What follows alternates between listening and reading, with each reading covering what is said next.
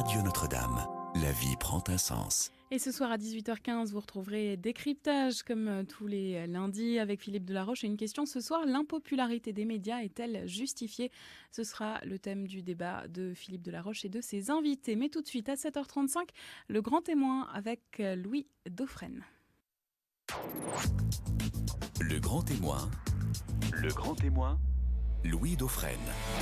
Et ce matin, l'actualité oblige, deux grands témoins jusqu'à 8h. Le frère dominicain vivant au couvent du Caire et membre de l'IDEO, l'Institut dominicain d'études orientales. C'est le frère Adrien Candiard qui nous accompagne donc jusqu'à 8h. On parlera d'un certain nombre de réflexions qui l'animent, le rapport à l'islam, à l'identité, aussi à la spiritualité en ce temps du carême.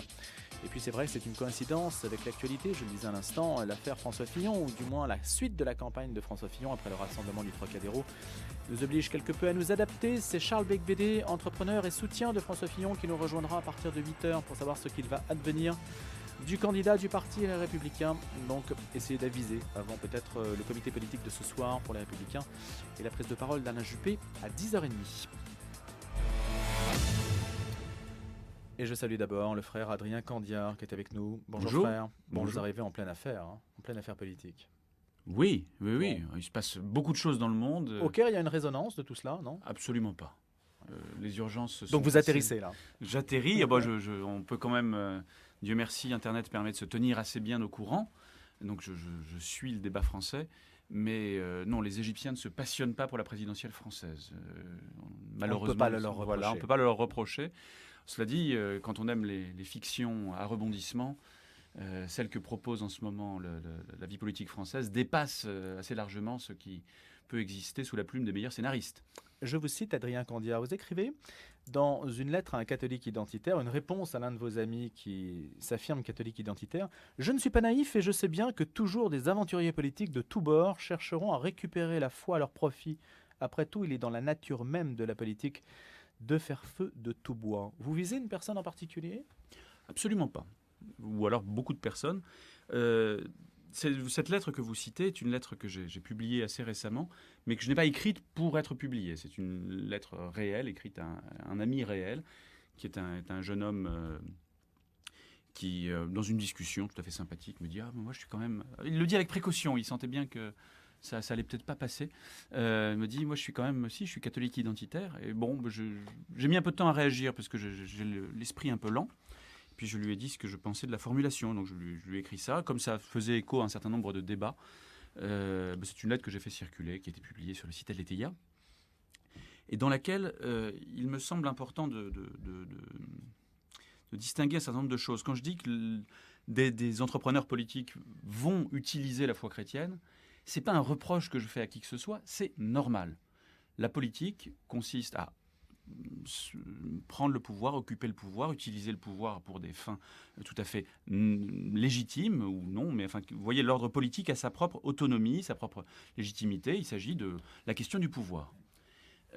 Quand on fait de la politique, activement et on utilise tout. Et c'est normal. C'est normal aussi d'utiliser la foi des gens comme moyen de mobilisation et parfois sincèrement. Je veux dire, comme chrétien, ensuite, on n'a pas à confondre sa foi et une identité politique.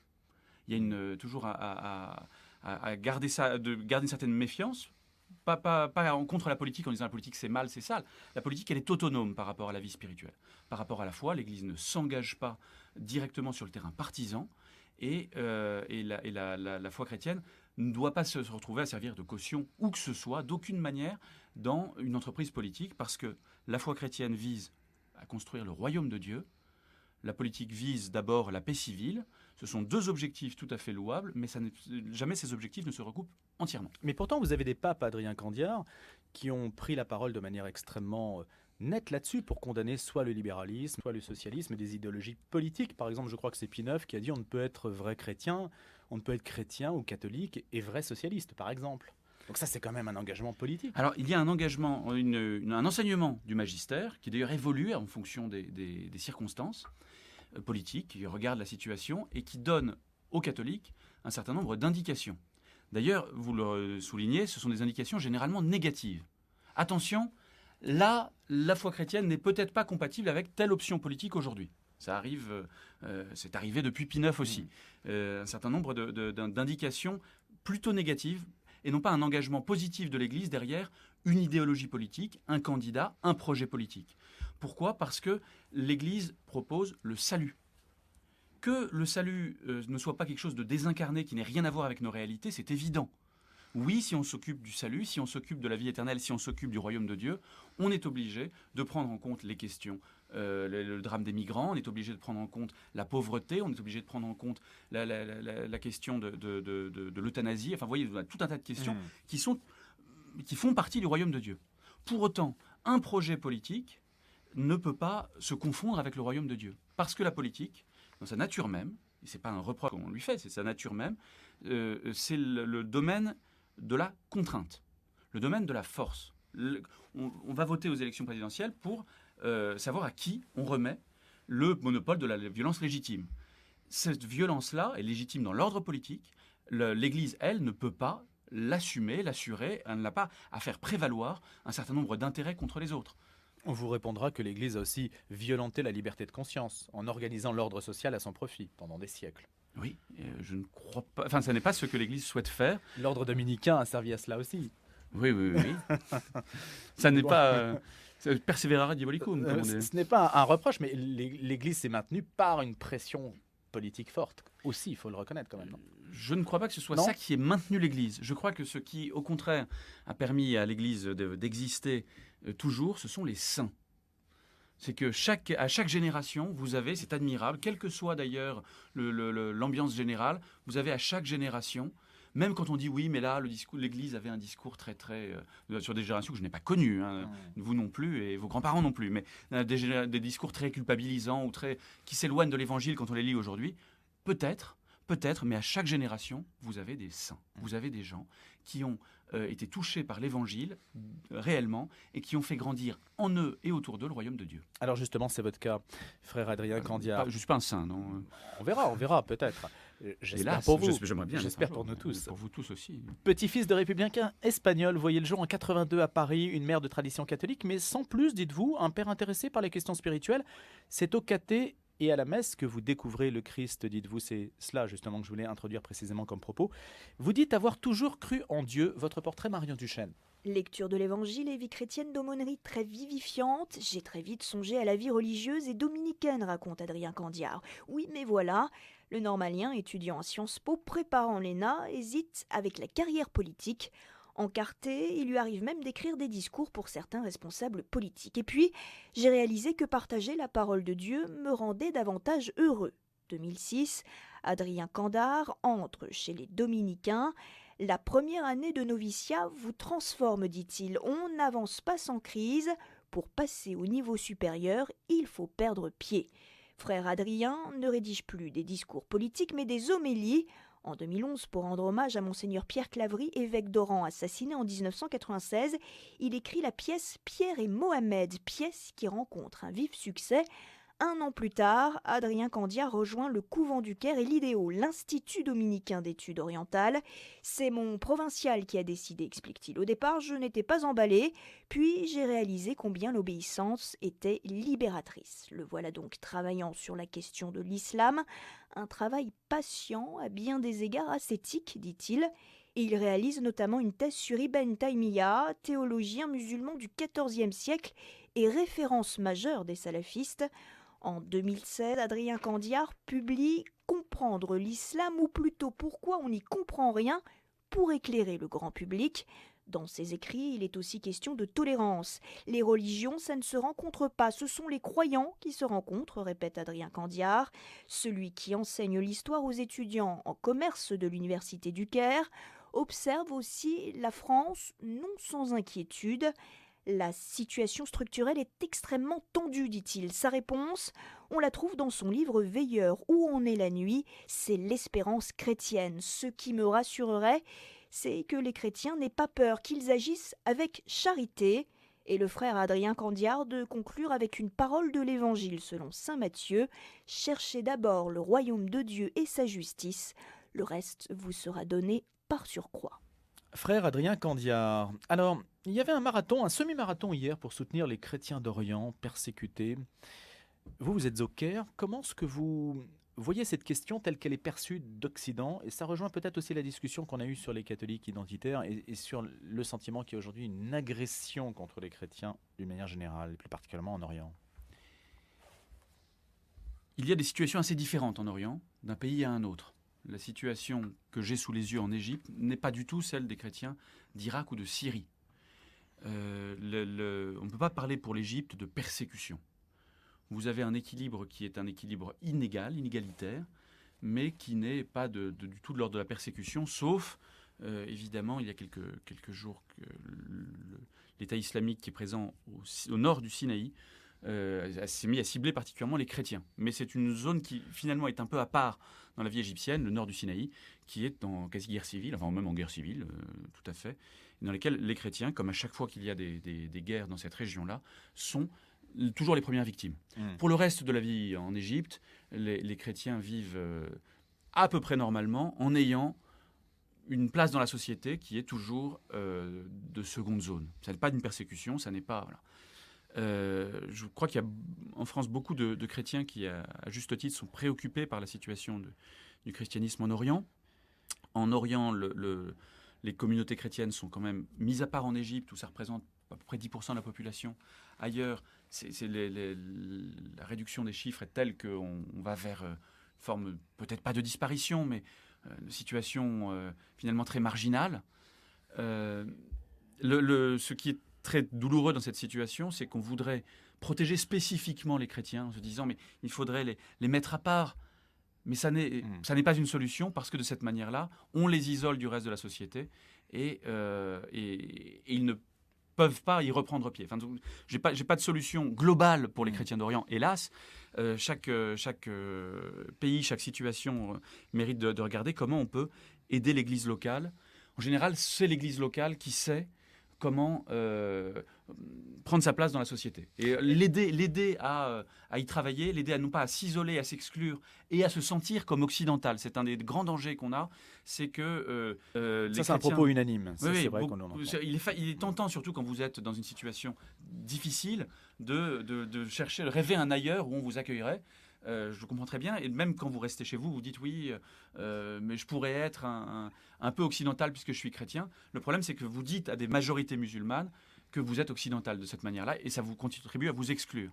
On a eu pendant la révolution égyptienne une implication des chrétiens égyptiens dans les mouvements politiques. On a vu l'influence des Coptes à ce moment-là. Oui, et qui ont joué le jeu comme tout le monde, avec les autres, sans se dire « je suis d'abord copte et je veille à ma communauté ». Être chrétien, c'est pas être un syndicaliste de la communauté chrétienne, et encore moins du clergé. Être chrétien, c'est vouloir le bien de son pays. Vous circulez en habit dans les rues du Caire? Pas toujours, parce que mon habit est blanc, ce qui est assez salissant pour une ville aussi poussiéreuse que le Caire. Et plusieurs mois par an, il fait quand même très chaud. Mais ce sont les seules raisons. Il n'y a aucune difficulté dans un pays comme l'Égypte à être identifié comme religieux chrétien. Au contraire, l'Égypte est un pays très religieux qui a un respect immense pour ce qu'elle identifie comme des hommes de Dieu. Donc vraiment, les gens sont au contraire extrêmement amicaux quand ils vous identifient comme prêtre. Là, c'est le paradoxe, c'est qu'un religieux, en fait, se sent mieux là-bas qu'ici. Ah oui, c'est-à-dire que... Bien que les chrétiens soient persécutés là-bas. Non, une fois encore, en Égypte, les chrétiens ne sont pas persécutés. J'entends bien, mais dans le regard occidental, mais l'Égypte est un pays où il est même difficile de se rendre en tant que touriste aujourd'hui, estime ça. Oui, voilà, alors, non, on y vit très bien. J'en profite pour rassurer mes proches qui parfois s'inquiètent. L'Égypte est un pays où, comme prêtre, on ne se fait pas égorger en célébrant la messe. Et c'est un pays où on est comme chrétien, on fait partie de la société de manière normale. À une place pour les chrétiens égyptiens qui n'exclut pas la discrimination sur les emplois publics de premier plan, sur un certain nombre de responsabilités, mais ça n'est très loin de vivre de la persécution. Et donc, oui, on peut se promener en habit religieux sans aucune espèce de difficulté. Frère Adrien Candiar, vous avez de bonnes relations avec l'université Al-Azhar et d'une manière générale avec les dignitaires musulmans. Oui. Beaucoup perçoivent ici l'islam comme une menace, comme un facteur exogène qui vient mettre en danger notre mode de vie et peut-être que cela aura une répercussion sur l'élection présidentielle d'ailleurs. Vous, c'est l'inverse, vous avez beaucoup écrit, vous avez commencez à écrire, peut-être que c'est un début, notamment avec comprendre l'islam, pourquoi on n'y comprend rien. Vous êtes dans la démarche inverse, didactique, qui consiste à dire on ne comprend rien à ce qui se passe et à la réalité du monde musulman. C'est ça. Vous avez plutôt un propos qui est à l'inverse de la tendance que l'on voit s'accentuer ici. Ça, je dirais que c'est pas forcément à l'inverse, parce que c'est précisément Pour y répondre. quand on a du mal à comprendre qu'on va commencer à avoir peur. Les angoisses sont plus... Donc vous dites n'ayez pas peur. Je ne dis pas n'ayez pas peur, je dis commençons par regarder les choses. Avant de se dire est-ce que l'islam c'est bien, c'est pas bien, regardons de quoi il s'agit, un tout petit peu calmement autant que possible. Moi aussi je suis pris dans ces émotions collectives, ces angoisses aussi. Enfin, je comprends très bien comment en France on peut voir le pays changer, les évolutions du monde, le terrorisme, tout ça, crée des angoisses absolument légitimes. Je ne suis pas du tout en train de dire c'est mal. Non, c'est un fait. Il n'en est que plus nécessaire de s'intéresser à l'islam réel, au-delà de nos projections et de nos angoisses, pour commencer à faire la part des choses et comprendre ce qui est en jeu dans la crise terrible de l'islam d'aujourd'hui. Alors qu'est-ce qui est en jeu pour vous ? Il y a, je crois, dans l'islam d'aujourd'hui, deux fractures. Une fracture bien connue entre sunnites et chiites, qui est aujourd'hui vraiment chauffée à blanc, qui atteint et qui provoque des guerres aujourd'hui au Yémen, en Irak, c'est encore ce qui est en jeu aussi, entre sunnites et chiites. Et puis ce qu'on sait moins, c'est qu'au sein du sunnisme, vous avez une division assez profonde entre, je simplifie évidemment, une manière de vivre l'islam qui est traditionnelle, qui s'est passée de génération en génération, et qui est une manière de vivre l'islam assez pacifique et qui gère de manière relativement tranquille la diversité en son sein.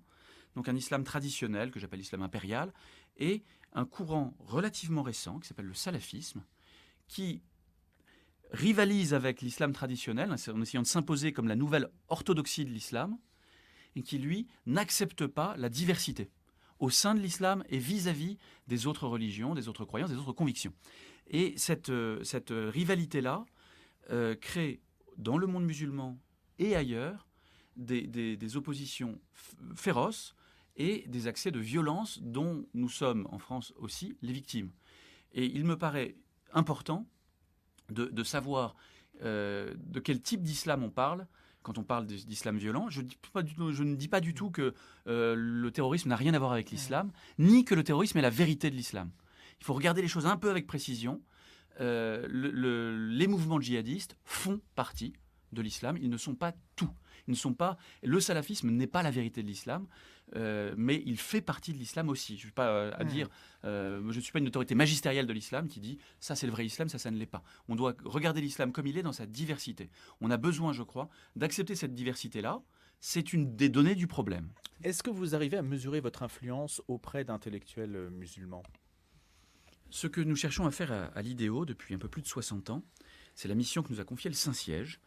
Donc, l'Institut dominicain d'études orientales a pour objectif de travailler avec des musulmans sur la tradition musulmane. Le dialogue interreligieux est une affaire difficile qui réclame de la confiance, qui réclame de la confiance personnelle entre les acteurs et qui réclame d'avoir une petite grammaire commune. Or, entre chrétiens et musulmans, le dossier est mal engagé. On a des siècles de polémiques extrêmement dures, assez stériles derrière nous. Et le projet de l'IDEO, c'est de contourner cette polémique traditionnelle en travaillant ensemble, en travaillant scientifiquement, en faisant des articles, en faisant de la recherche, en montant des projets de recherche avec des musulmans pour établir ensemble une forme de grammaire commune, Vous avez de grammaire rationnelle. Alors, un des fondateurs de l'IDEO, le père Anawati, disait pour ce genre de rapprochement, les temps sont géologiques.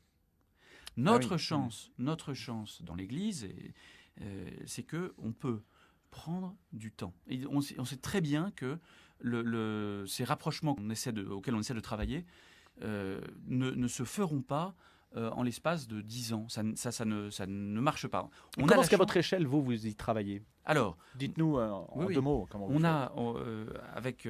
Avec l'Université d'Al-Azhar, par exemple, je vous prends un exemple tout simple, on est en train on a monté cette année, on est en train de travailler, c'est un projet de travail en commun sur la question de l'extrémisme religieux. Il est important, je crois, avec des étudiants de cette grande université islamique, de s'interroger mutuellement sur ce qu'on considère être l'extrémisme. Vous voyez, il ne s'agit pas de s'accuser, il ne s'agit pas de dire... L'extrémisme n'est pas un concept occidental en soi. Non, ce n'est pas un concept occidental. Le concept est déjà partagé par les deux parties.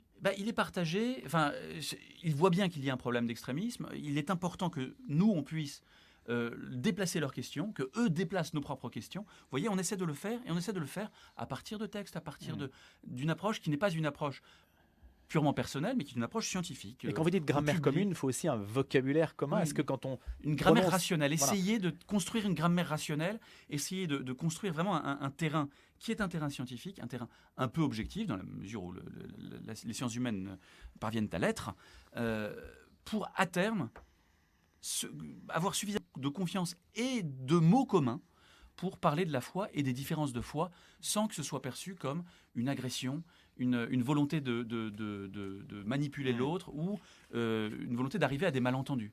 Frère Adrien Candiard, vous venez de publier « Quand tu étais sous le figuier », propos intempestifs sur la vie chrétienne, c'est aux éditions du CERN. Pourquoi est-ce que c'est intempestif ? Parce que c'est un livre qui, comme souvent, alors la plupart de ce que je publie, ou même vous citiez cette lettre tout à l'heure, tout ce que je fais est souvent issu, ce que je publie est issu de ma... Ce ne sont pas des thèses, hein. Vous voulez volontairement toucher le grand public. Oui, et c'est issu de mon activité pastorale. Je m'occupe de la communauté francophone au Caire, je prêche des retraites, et ce livre-là, il me paraissait avoir des choses à dire, et en même temps, ça part un peu dans tous les sens. Et je me suis dit, au fond, pourquoi pas ? Pourquoi ne pas garder cette forme qui va toucher va parler à la fois de la jalousie, de l'amitié, de la joie, du pardon, de l'amour. Eh ben, on va garder ça et on va demander aux gens, dès le sous-titre, de pardonner cette forme un peu baroque. Apparemment baroque ou anarchique, mais au contraire qui vise à se resituer sur des éléments clés essentiels que vous avez sélectionnés. C'est l'objectif. C'est l'objectif. Merci beaucoup d'avoir été des nôtres ce matin. Frère Adrien Candiard, Quand tu étais sous le figuier, donc c'est votre dernier opus. Puis on pourra se référer également aux travaux et à votre travail au sein de l'IDEO, l'Institut qui se trouve au Caire et pour laquelle vous travaillez. L'Institut, je le rappelle, dominicain d'études orientales. Merci beaucoup. Merci.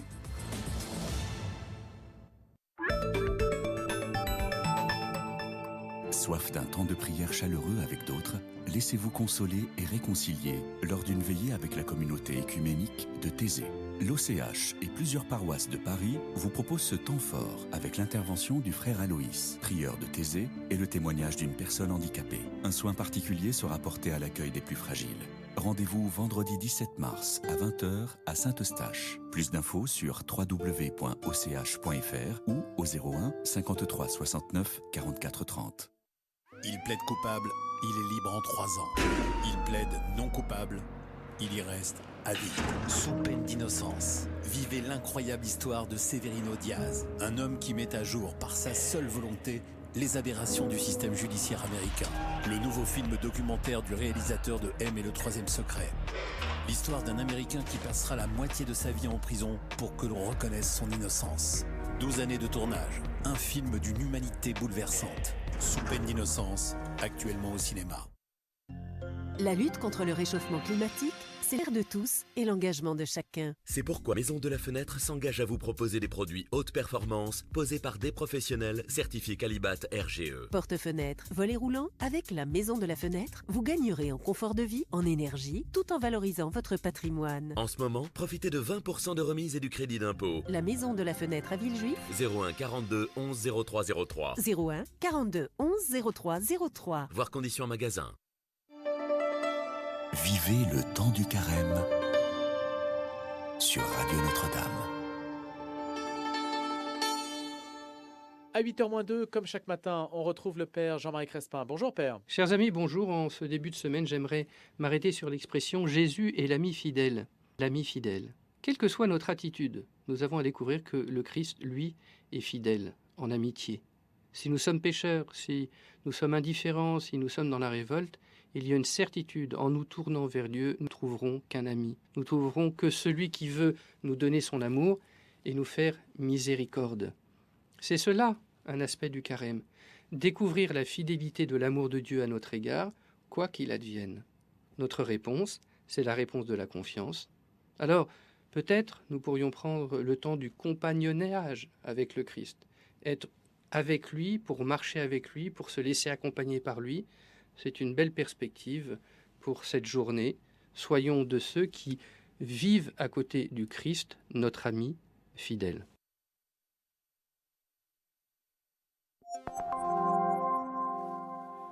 Il est bientôt 8h avec Flora Cortés pour les infos et on retrouve la suite du Grand Témoin juste après les infos. Charles Becbédé nous accompagne. Il est 8h.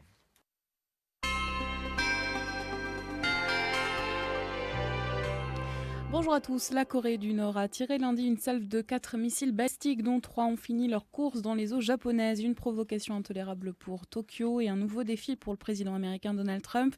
Ces tirs sont-ils une réponse aux exercices militaires annuels conjoints entamés par Séoul et Washington la semaine dernière? Manœuvre qui ne manque jamais de provoquer la colère d'un régime nord-coréen doté de l'arme nucléaire ou non. Pyongyang avait en tout cas menacé ses ennemis de représailles sans merci. Le Royaume-Uni est une nation qui honore ses obligations, a affirmé dimanche le ministre des Finances britannique Philip Hammond, interrogé sur la facture de départ de l'Union européenne que Londres pourrait avoir à régler. Samedi, une commission parlementaire britannique avait conclu que Londres pourrait légalement quitter l'Union sans régler sa facture de départ si aucun accord commercial n'était trouvé avec Bruxelles à l'issue des négociations sur le Brexit. François Hollande envisage une reconduction du Polonais Donald Tusk à la tête du Conseil européen en dépit de l'opposition du Parti conservateur nationaliste au pouvoir en Pologne. C'est à dire dans une interview à des journaux européens publiée ce lundi. J'ai moi-même porté la candidature de Donald Tusk il y a 2 ans et demi à la présidence du Conseil, a dit le chef de l'État. Il estime ainsi n'avoir pas de raison de remettre en cause cette candidature, même si au regard des équilibres politiques, ce serait au tour d'un socialiste. Nouvelle folle journée en vue lundi pour la droite avec à la clé un possible dénouement du bras de fer autour de la candidature de François Fillon, toujours déterminé à rester dans la course. Alain Juppé parlera lui ce matin avant un comité politique des Républicains à 18h. Quelques heures après avoir réuni des dizaines de milliers de personnes, place du Trocadéro à Paris, le candidat de la droite à la présidentielle s'est voulu très clair dimanche soir sur France 2. Non, il ne retirera pas sa candidature, il est le seul à pouvoir décider d'un quelconque retrait. PSA a annoncé lundi être parvenu à un accord avec General Motors afin d'acquérir sa filiale automobile européenne déficitaire pour 1,3 milliard d'euros, ce qui va donner naissance au 2e constructeur de véhicules du vieux continent. Outre le rachat des marques Opel et Vauxhall qu'il espère remettre dans le vert d'ici à 2020, PSA va reprendre conjointement avec la banque française BNP Paribas la filiale financière de General Motors Europe pour 900 millions d'euros. Le 54e Salon de l'agriculture qui s'est achevé dimanche soir a vu sa fréquentation légèrement augmenter en 2017 par rapport à l'année précédente, sans toutefois atteindre le record de 2014. Près de 619 000 visiteurs auront arpenté les allées de la plus grande ferme de France pendant 9 jours qu'aura duré le salon. Enfin, 27 départements de l'ouest, du centre, du centre-est et du sud de la France ont été placés en vigilance orange pour des vents violents et vagues submersions, annonce ce matin Météo France. La fin de l'événement est prévue pour demain matin à partir de 10h. Le grand témoin, Louis Dauphren. François Fillon est-il comparable au pilote de la Germanwings qui envoie tous ceux qui le suivent au suicide collectif? C'est ce qu'ont dit certains députés, auquel cas c'est sauf qui peut. Ou bien, après s'être délesté de ses faux frères et des opportunistes, le candidat voit-il l'horizon se dégager? Auquel cas sa campagne commencerait vraiment aujourd'hui. C'est un psychodrame à la française qui va évoluer dans les prochaines heures. De Bordeaux, Alain Juppé s'exprime à 10h30. Le comité politique du Parti Les Républicains se réunit ce lundi soir pour évaluer la situation, c'est le terme utilisé, et aviser en conséquence. L'homme François Fillon, s'il n'est plus crédible, son programme l'est-il? Porté peut-être par quelqu'un d'autre? C'est l'une des portes de sortie évoquées, ou plutôt l'une des sorties de secours pour une droite qui est dans l'impasse. L'impasse, c'est le mot qui revient le plus souvent dans la presse ce matin. Alors pour éclairer notre jugement, Charles Becbédé est avec nous ce matin. Merci beaucoup Charles Becbédé. Bonjour. Bonjour. Vous êtes déplacé pour essayer de nous expliquer. Je ne sais pas si je vais éclairer votre jugement parce que je suis un peu... vous êtes partie prenante. Soutien de François Fillon. Il en reste un. Il y en a combien? On est très nombreux. Hier, c'était une magnifique après-midi au Trocadéro. Et puis il y avait samedi à Aubervilliers. On était plus de 200 000 et Aubervilliers, exactement, avec la société civile. C'était un franc succès. Donc, il y a Henri Lecastre et vous dans les hommes d'affaires. Oh, il y a Stanislas de Bensman. Oh, il y en a beaucoup d'autres. Pierre Danon. On pourra en citer beaucoup. Enfin, pas sur la tribune. Pourquoi? Parce que d'ailleurs, le projet économique depuis toujours a été jugé par tous, d'ailleurs. Droite-gauche confondue, y compris Alain Juppé et tous les autres, comme le meilleur. C'est vrai que François Fillon a énormément travaillé avec des groupes de travail émanant de la société civile. Et puis, sur le volet régalien et aussi sur le sujet du multiculturalisme dont il faut confusion de ce multiculturalisme dont il faut sortir, François Fillon a pris des positions très tranchées et qui sont attendues des Français. Bon, mais il y a 250 élus qui ont fait défection. Apparemment, ils n'écoutent pas votre c'est quelques sentiment sur le programme. C'est un carteron d'apparatchiks qui voulait un Marocain. Mais il y a 2200 cadres au Conseil, dans le Conseil national des Républicains. Moi, je ne fais pas partie des Républicains. J'en faisais partie. Je suis issu de cette famille, mais j'ai été suspendu lorsque j'ai conduit des listes dissidentes au municipal. Je ne suis pas rentré. Je dois dire, je m'en félicite parce que moi, c'est pas pour faire de la politique politicienne que je me suis engagé en politique. C'est vraiment pour le combat des idées. Bref, il y a 2200 personnes dans ce Conseil national. Bon, ben voilà, 10% en fait défection. C'est si étonnant que ça, parce que le programme de François Fillon, il est disruptif. C'est un programme de rupture. Et il y a beaucoup d'élus qui ont été surpris de sa victoire fin novembre et que ça a fortement déplu. Alors, ils sont allés à la soupe. Ils ont été... essayer d'intriguer pour être dans les comités, les bureaux, le QG de campagne. Mais en réalité, dès que ça a tangué un peu, ils ont tout fait pour le poignarder dans le dos. Et ça a failli marcher. Mais là, donc maintenant qu'ils partent, franchement, idéologiquement, c'est une bonne nouvelle. Et puis même au niveau je pense, de la cohésion des équipes, tant mieux. Maintenant, François Fillon, hier, il a dit aussi qu'il était là pour rassembler. Et donc, même les traîtres, il les reprendra. En revanche, qu'ils ne s'attendent pas non plus à être mis en avant de façon incroyable. Il y a un point clé, et c'est l'homme d'affaires que vous êtes qui est certainement sensible aussi à cette question, c'est lui qui a le butin. C'est lui qui a le but. Et oui, il a la caisse quand même. Ça compte. Combien ? Et puis, il est le candidat. Il a 1500 parrainages. Je ne sais pas. C'est l'argent des primaires. C'est environ 9 millions d'euros. Et puis, il a les parrainages. Il est prêt. C'est le candidat qui a été élu par plus de 3,5 millions d'électeurs. Son projet a été donc validé par cette primaire. C'est une première dans la Ve République, en tout cas à droite. Et donc, il est décidé à aller jusqu'au bout. Même s'il est mis en examen. Même s'il est mis en examen. Alors sur cette mise en examen, c'est vrai que sa déclaration du 26 janvier, où il dit si je suis mis en examen, je ne serai pas candidat. Il faut comprendre que depuis, il s'est passé quand même un truc dingue qu'on n'a jamais vu dans l'histoire de la Ve République. C'est 19 procès-verbaux d'audition judiciaire transmis directement, intégralement à la presse quotidienne, une accélération inouïe qu'on n'a jamais vue, une convocation pour la mise en examen qui aura lieu 2 jours avant la clôture des candidatures à l'élection présidentielle auprès du Conseil constitutionnel. C'est incroyable. Donc cette avalanche d'avanie qui lui tombe dessus lui ont fait réviser cette position. Et il a raison. Il ne faut pas être naïf. Il y a une tentative désespérée de la part de gens qui ne sont pas d'accord avec ses idées, avec les idées de François Fillon, de le faire renoncer. Mais il ne renoncera pas. Et hier, au Trocadéro, des centaines de milliers de Français sont venus témoigner de leur amitié et de leur soutien à François Fillon. Charles Beigbeder, vous qui avez créé des entreprises, ça veut dire que vous avez du nez, vous anticipez, vous regardez le marché, ce qui va fonctionner, pas fonctionner, etc. Donc vous êtes constamment, on peut le suppléer, dans l'anticipation. Ce qu'on reproche beaucoup à François Fillon, y compris peut-être dans ses propres rangs évidemment, c'est de ne pas avoir anticipé cette histoire du canard enchaîné qui, à l'évidence, allait certainement lui tomber sur le coin de la figure, parce que dans la mesure où vous êtes candidat, vous êtes passé au tamis des médias, y compris les médias peut-être les plus malhonnêtes, ou en tout cas les plus j'allais dire, les plus tenaces. Bon, oui. Et vous ne lui avez pas dit, mais enfin, pourquoi est-ce que tu ne nous as pas prévenus ? Pourquoi est-ce que tu n'as pas anticipé en disant tout simplement que sa femme travaillait pour lui ? On me dit qu'il a même été informé par le canard enchaîné quelques jours avant, comme ça se fait parfois. Bon. Mais parce qu'il se sentait droit dans ses bottes. Tout ce qu'il a fait est parfaitement légal. Alors c'est sûr que c'est une pratique un peu ancienne, c'est un usage qui apparaît désuet, qui n'est pas compris des Français. Et d'ailleurs, François Fillon l'a dit. Il a présenté ses excuses pour cela et il propose une réforme de ce système. Il y a 300 parlementaires qui... C'est un peu tard maintenant. Oui, mais il y a 300 parlementaires qui emploient un membre de leur famille en France. Et puis, pourquoi les juges ne s'intéressent qu'à un de ces 300 parlementaires ? Les 299 autres, parce qu'il est candidat à la présidentielle, tout simplement. Mais ça, c'est les médias. Je comprends que les médias ne s'intéressent qu'à un seul de ces parlementaires, puisqu'il n'y en a qu'un d'entre eux qui est candidat à l'élection présidentielle. Mais que les juges ne s'intéressent qu'à un seul de ces candidats, de ces parlementaires, ça ne vous paraît pas un peu étrange ? Si. C'est parce qu'il y a un autre candidat qui est soutenu par l'Élysée, disons-le clairement, et notamment par le secrétaire général de l'Élysée, dont il est très proche, qui que certaines personnes verraient bien donc élu. Et puis, il fallait lui donner un petit coup de main. Voilà, moi j'ose le dire. Je crois qu'il y a une collusion, une accélération. Cette accélération inouïe du calendrier judiciaire n'est pas une coïncidence.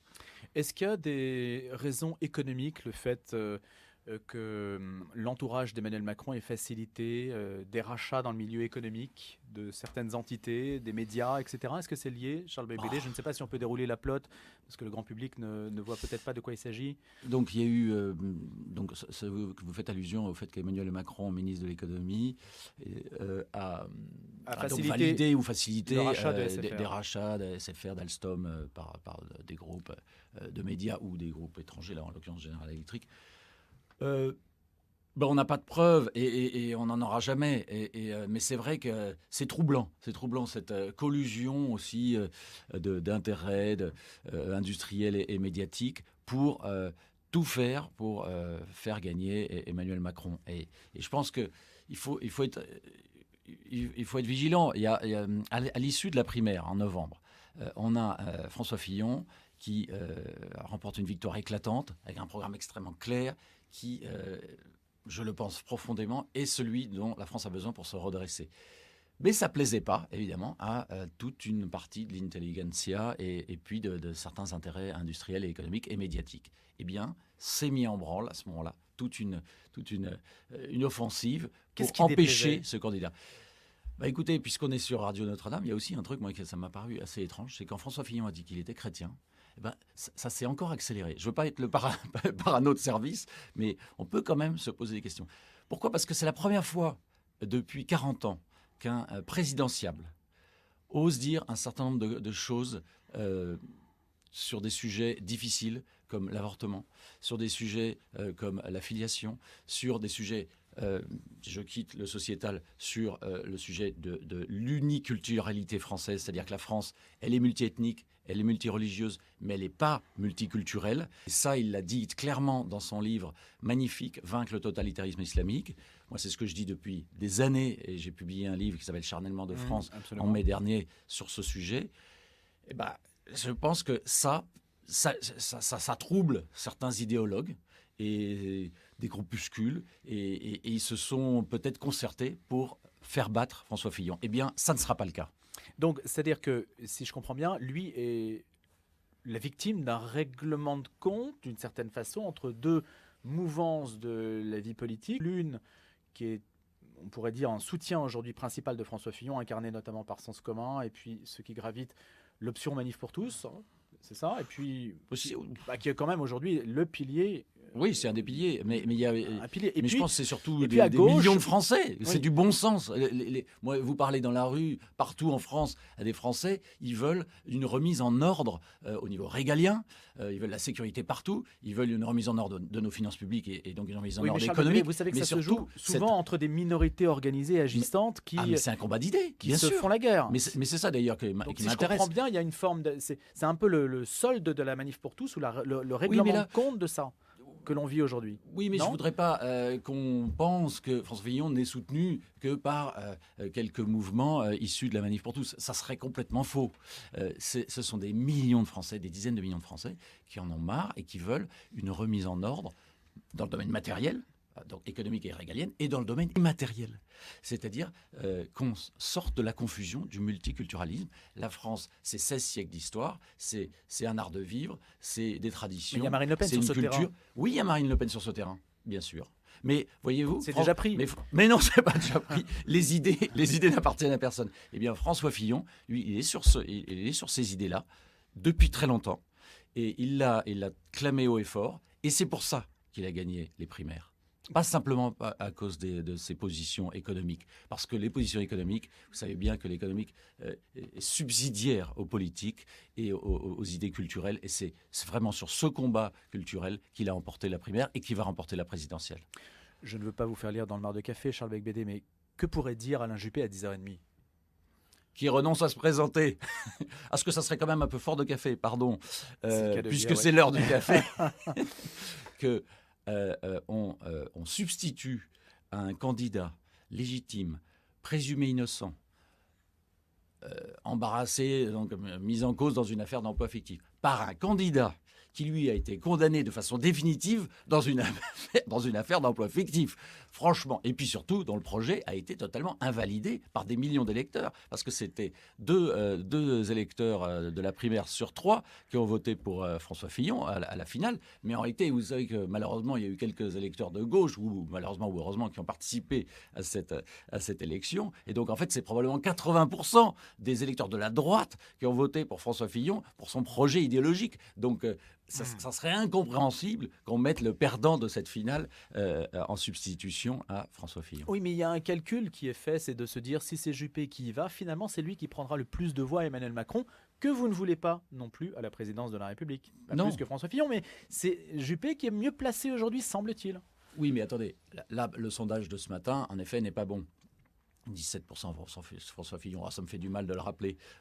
Et en effet, l'alternative Juppé, donc il est à 24. Mais comment voulez-vous qu'il en soit autrement après 6 semaines de pilonnage monstrueux? Donc là maintenant, les choses sont claires. Voilà. Elles se seront encore plus à 11h du matin aujourd'hui, après le retrait d'Alain Juppé. Et puis donc maintenant, il est temps de commencer la campagne, comme vous le disiez. Il n'y a pas de retrait, puisqu'aujourd'hui il n'est pas candidat, Alain Juppé. Non, mais il va annoncer officiellement, définitivement, qu'il ne sera Ça, pas votre candidat. intuition, C'est mon conviction. Et franchement, tout autre scénario me paraîtrait complètement ubuesque. Alors, en envisageant l'autre scénario, on peut considérer que François Fillon se maintient, même si Alain Juppé y va. On entre dans une crise. Qu'est-ce que vous lui diriez, vous? Là, vous seriez autour de lui. À Juppé, je lui dirais franchement. Non, mais à François Fillon, vous lui dites si Alain Juppé y va, est-ce que vous lui dites on se maintient, on fait campagne? Bien sûr, il faut aller jusqu'au bout parce qu'il a été légitimé, il a le meilleur projet. Alors après, il l'a dit hier, François Fillon, c'est pas un dogmatique, un taliban, il est prêt à discuter. Mais franchement, ce scénario me paraît suicidaire pour notre camp, pour le camp de la droite. Et je ferai tout pour qu'il n'ait pas lieu. Mais Charles Becbédé, vous savez lire des sondages autant qu'un business plan. Vous dites quand les courbes baissent, les courbes baissent. Les gens disent ça baisse, donc il faut mettre quelqu'un d'autre. Oui, mais j'ai vu surtout qu'il y avait une très forte volatilité de ces sondages, c'est-à-dire des variations extrêmes d'un jour à l'autre, d'une semaine à l'autre, en tout cas c'est clair. Et donc, donnons sa chance au produit Fillon, une fois que tout le camp sera rassemblé derrière lui avec un projet vraiment clair, on sera sorti de cet épisode malheureux, mais qui en même temps a permis peut-être de se débarrasser de quelques brebis galeuses au QG de campagne et d'avoir clarifié l'équipe qui est autour de François Fillon. Eh bien, nous allons pouvoir remporter et convaincre les Français, parler du projet, parce que finalement, on a très peu parlé du projet, notamment des aspects non économiques du projet, et donc il est temps de le faire, puisque Macron, lui, sombre dans l'économisme, et puis que Marine Le Pen, elle, est dans une vision économique qui est très inquiétante et qui entraînerait une crise monétaire systémique. Et donc, François Fillon est le candidat de la remise en ordre au niveau matériel et immatériel de la France. Et quel est le contre-feu qu'il peut allumer justement pour resituer le projet sur le fond, qui peut faire que le public tourne la page et se dise ça y est, maintenant on entre dans un autre volet de la campagne. On ne parle plus de cette histoire d'emploi fictif. Qu'est-ce qui peut le faire rebondir aujourd'hui en fait, Charles Becbédé? S'il fallait mettre un sujet en avant. Mais c'est celui qui m'importe énormément, c'est le redressement culturel français. C'est-à-dire que notre culture, elle est unique au monde, et il faut la transmettre à nos enfants. Il faut arrêter de dire qu'on peut accepter que d'autres cultures puissent vivre en parallèle. Encore une fois, ne me méprenez pas. Nous sommes, chacun d'entre nous est multiculturel. Mais en revanche, la France, c'est une culture. Je ne veux pas que la France devienne comme le Liban. C'est un pays magnifique que j'admire, mais je ne veux pas que la France devienne un pays multiculturel comme le Liban. La France n'est pas le Canada, et donc il faut être clair là-dessus. C'est comme ça qu'on luttera contre les provocations communautaristes et identitaires, qui sont souvent des provocations politiques en fait. C'est comme ça qu'on arrêtera les manifestations culturelles qui nous sont totalement étrangères.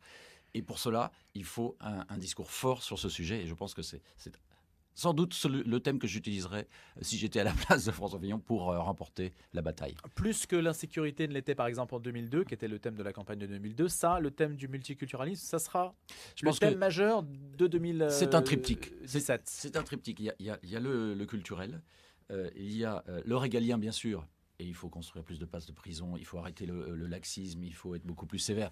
Il faut pas hésiter à aller vers la déchéance de nationalité, les expulsions d'étrangers criminels. Il faut être très ferme face aux Français qui ont trahi et qui ont été collaborés avec Daesh, car c'est un ennemi. Et il faut appliquer l'article 411.1 du Code pénal, intelligence avec l'ennemi, et mettre ces gens-là en prison et les expulser à l'issue de leur peine s'ils ont la double nationalité après déchéance de leur nationalité. Donc ça, c'est le régalien. Il faut être très ferme. Et puis après, c'est l'économique. C'est une remise en ordre. Le moteur France est totalement déréglé après 40 ans de socialisme, centrisme. Et donc, il faut baisser massivement les prélèvements obligatoires. Et cet oxygène rendu aux Français, aux entrepreneurs et aux consommateurs va permettre à l'économie de redémarrer et de créer des richesses et de l'emploi. Et donc de réduire le chômage et de créer et de faire en sorte que la solidarité ne soit plus financée à crédit. Et qu'elle soit réellement financée, parce que si elle est faite à crédit, c'est irresponsable vis-à-vis de nos enfants et de nos petits-enfants. Les cadeaux aux entreprises, ça vous a fait embaucher du monde ? Les cadeaux aux entreprises que fait l'État, est-ce que ça a un effet sur l'emploi ?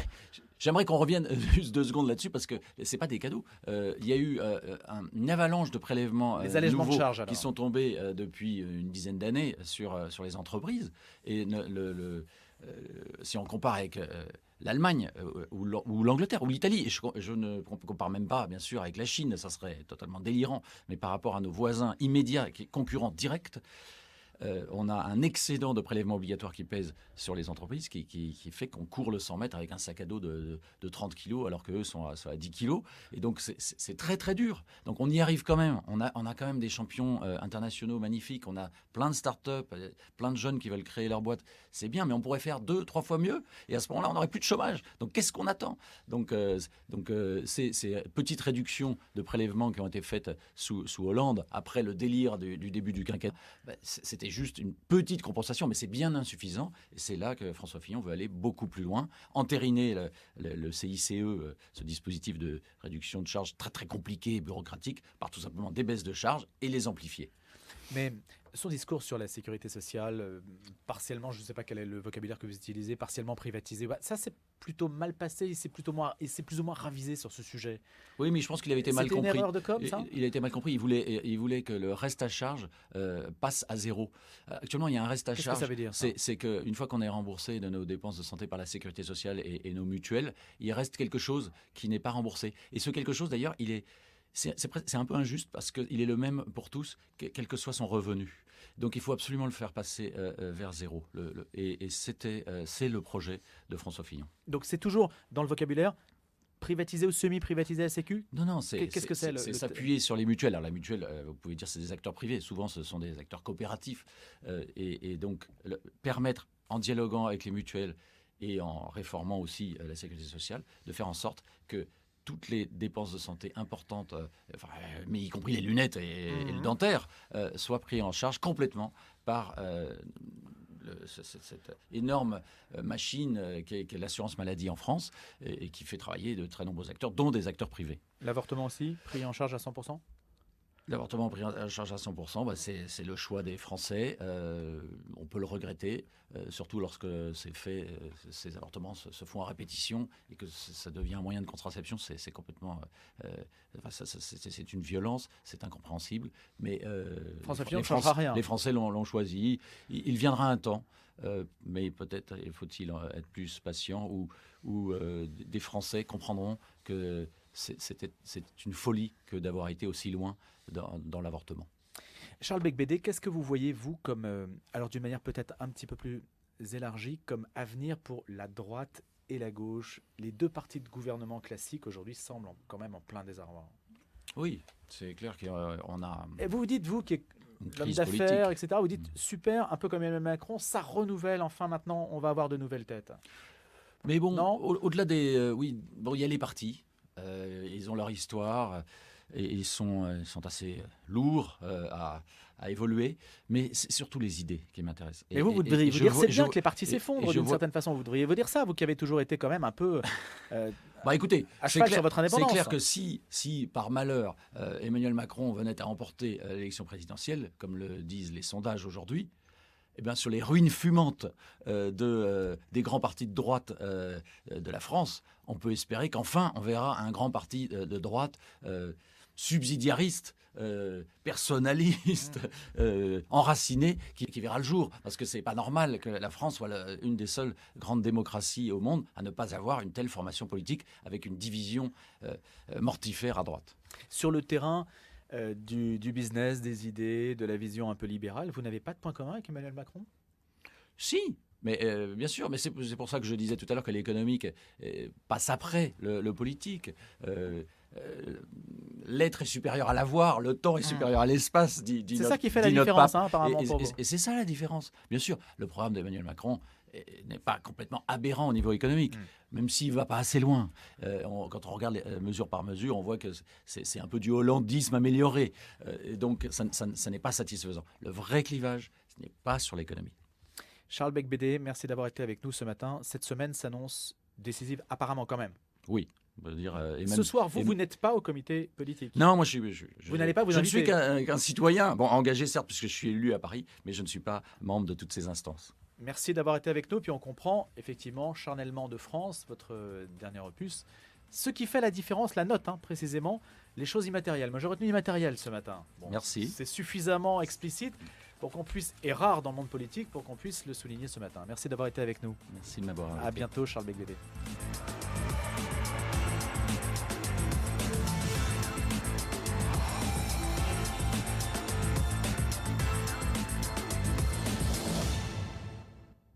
Retrouvez le podcast de cette émission sur le www.radionotre-dame.com.